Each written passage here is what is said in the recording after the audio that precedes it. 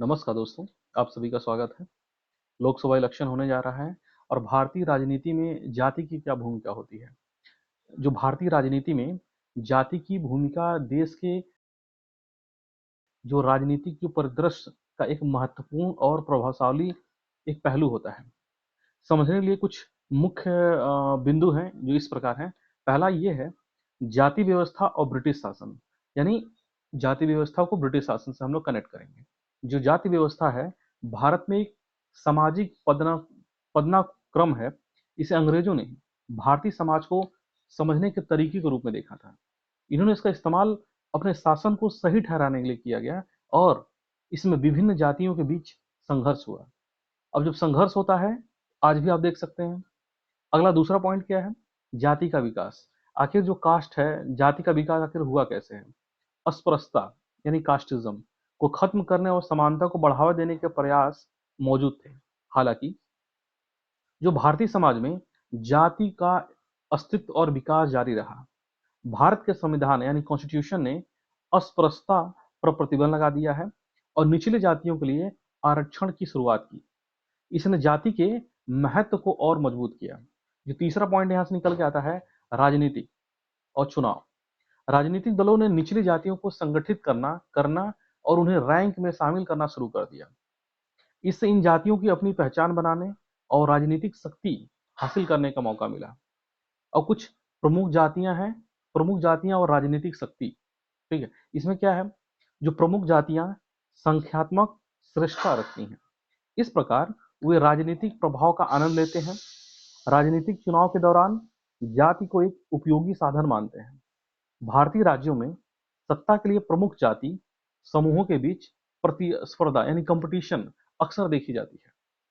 अब बात आती है आरक्षण और पिछड़ा वर्ग। ठीक है, इसका क्या रोल है? भारतीय संविधान में जाति आधारित आरक्षण की शुरुआत की गई थी।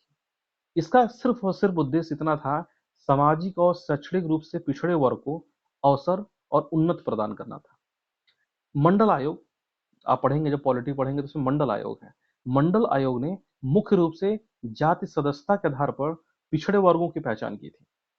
ठीक है, अब वर्ग और जाति का इसके बीच में संबंध क्या होता है? समय के साथ भारतीय समाज में वर्ग और जाति एक साथ रहने लगे। आरक्षण नीतियों में कुछ जातियों को अन्य प्रमुख जातियों के बराबर आने में मदद की।